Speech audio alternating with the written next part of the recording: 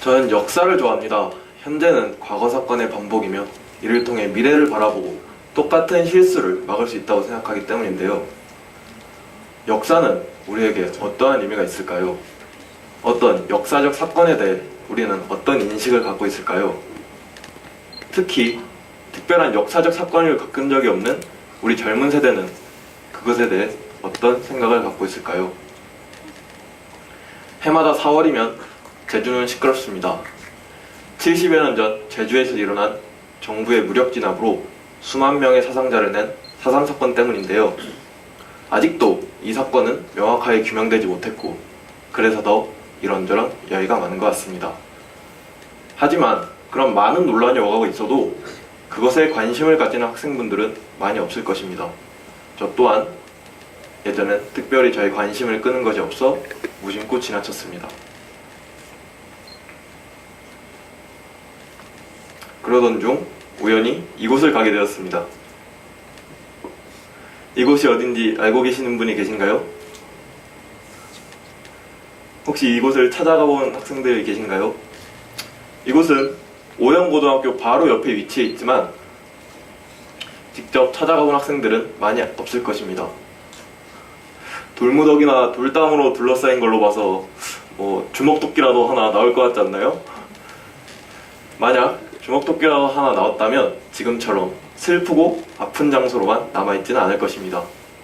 차라리 그랬었다면 역사책 한 페이지를 장식하면서 이곳 지명을 암기해야 할지도 모릅니다.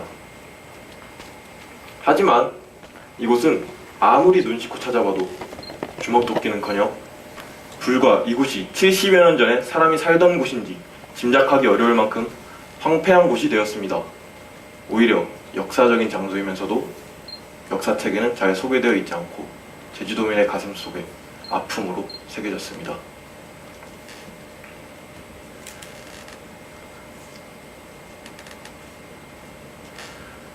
그러던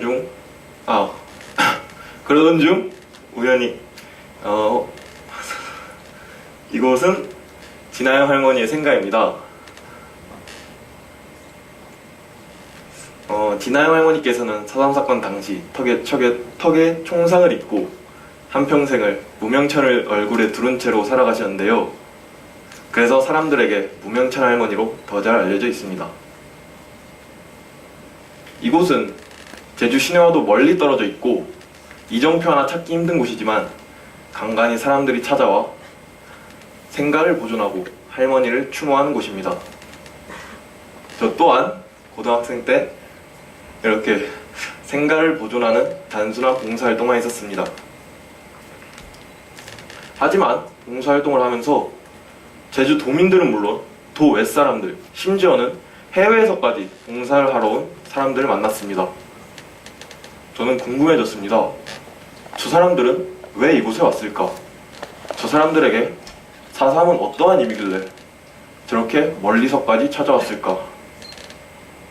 그래서 저는 친구들과 이 문제를 함께 고민해보기로 하였습니다. 봉사활동을 하러 가다 보면 방명록이 있는데요. 어린 친구가 방명록을 적고 있는 모습이네요.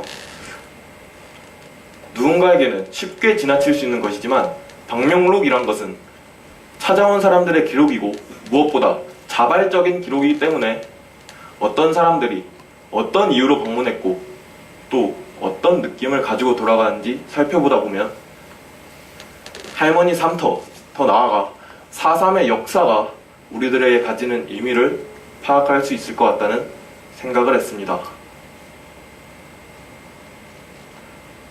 그래서 저희는 시민단체의 도움을 받아 방명록 분석을 시작했습니다. 실제 데이터 작업 후 방문자의 연령, 거주지역 등을 중심으로 분석해 보았는데요.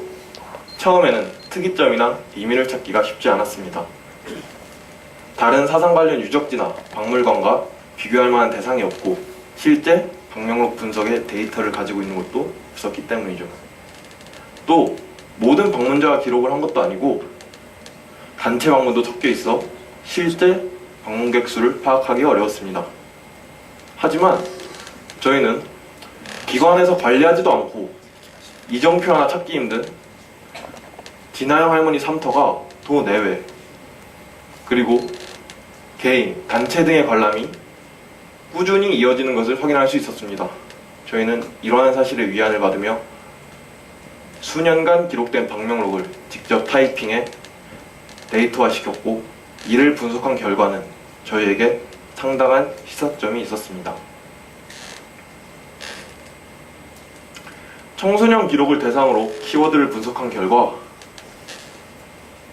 명복이 62%, 기억이 31%, 아픈 역사가 7% 수로 나타났고, 평화에 관련된 기록은 나타나지 않은 것을 볼 수 있습니다.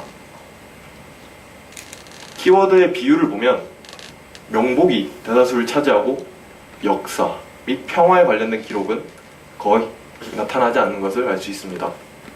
저희는 이것에서 청소년들은 대체로 4.3에 있어서 할머니의 개인적 삶의 고통에 초점을 맞춘 인식을 드러내지만, 역사나 평화와 같은 거시적 관점으로의 인식은 대체로 부족하다는 것을 알 수 있었습니다. 성인 기록을 보면 명복이 39%, 기억이 32%, 아픈 역사가 15%, 평화가 14% 수로 나타났고, 비교적으로 고른 분포를 드러냈습니다. 청소년층에 비해 4.3을 직간접적으로 경험한 인구가 많았고, 이에 따라 4.3에 대한 높은 인식이 나타났으며, 진아영 할머니 삼터를 4.3을 기억하고 다음 세대로 전승할 수 있는 공간으로 인식하는 비율 또한 높았습니다. 종합적으로 보면 명복을 비는 가장 기본적인 방명기록 다음으로 기억이 나왔습니다.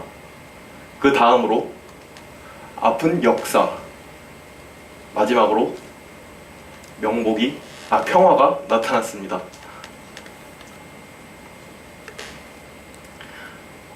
어떤 아픈 역사적 사건이 있으면 왜 일어나는지 원인이 궁금해지고, 원인이 규명이 되면 다시 반복되지 않게 기억하고 그 의미를 사회적 가치로 승화하는 것이 일반적입니다.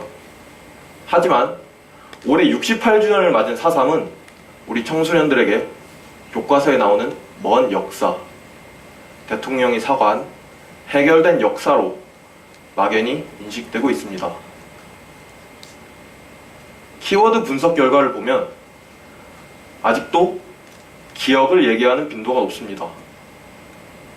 왜 기억을 얘기하는 빈도가 높을까요? 역설적으로 기억하고 싶지 않은, 기억하기에는 너무 아픈, 그러나 기억해야 하는의 의미가 아닐까요? 또 아픈 역사의 빈도도 평화보다는 높은 것을 보면 현재 4.3을 바라보는 학생들이나 시민들의 인식이 어떤 단계인지 짐작할 수 있을 것입니다.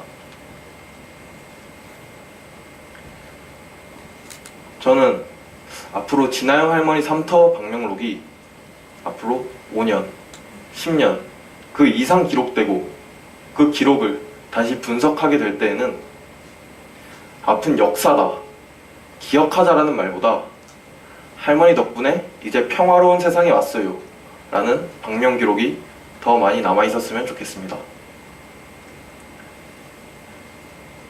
끝으로 저와 함께 열심히 연구하고 열심히 노력하며 이 연구를 수행해준 월령소년 박지수, 서희석, 이진정 세 친구에게 감사하다는 말을 꼭 전해드리고 싶습니다. 감사합니다.